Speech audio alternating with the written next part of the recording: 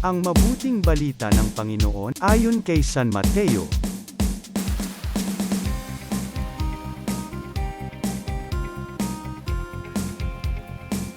Noong panahong yun, sinabi ni Jesus sa kanyang mga alagad ang talinghagang ito. Ang paghahari ng Diyos ay maitutulad dito. May isang taong maglalakbay, kaya tinawag niya ang kanyang mga alipin at ipinagkatekewala sa kanila ang kanyang ari-arian. Binigyan niya ng salapi ang bawat isa ayon sa kanya-kanyang kakayahan. Binigyan niya ang isa ng 5,000 piso, ang isa na may 2,000 piso, at ang isa pa'y 1,000 piso. Pagkatapos, siya'y umalis. Humayo agad ang tumanggap ng 5,000 piso at ipinangalakal yon. At nagtubo siya ng 5,000 piso. Gayon din naman, ang tumanggap ng 2,000 piso ay nagtubo ng 2,000 piso.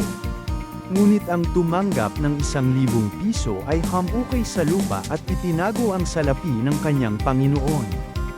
Pagkaraan ng mahabang panahon, bumalik ang Panginoon ng mga aliping iyon at pinapagsulit sila. Lumapit ang tumanggap ng 5,000. Wika niya, "Panginoon, heto po ang 5,000 na bigay ninyo sa akin. Heto pa po ang 5,000 na tinubo ko." Sinabi sa kanya ng Panginoon, "Magaling, tapat at mabuting alipin. Yamang naging tapat ka sa kaunting halaga, pamamahalain kita sa malaking halaga. Makihati ka sa aking kagalakan." Lumapit din ang tumanggap ng 2,000, at ang sabi, "Panginoon, heto po ang ibinigay ninyong 2,000. Heto naman po ang 2,000 piso na tinubo ko." Sinabi ng kanyang Panginoon, "Magaling, tapat at mabuting alipin. Naging tapat ka sa kaunting halaga, kaya pamamahalain kita sa malaking halaga. Makihati ka sa aking kagalakan."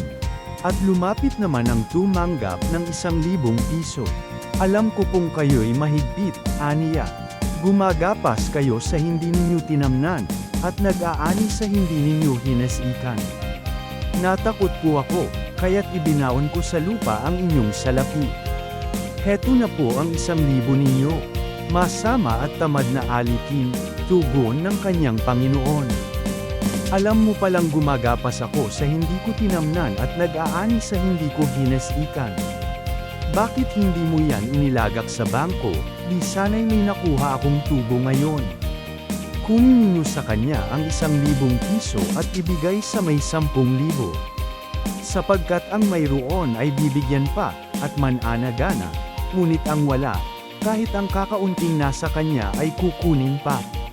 Itapon ninyo sa kadiliman sa labas ang aliping walang kabuluhan. Do'y tatangis siya at magngangalit ang kanyang ngipin." Ang mabuting balita ng Panginoon.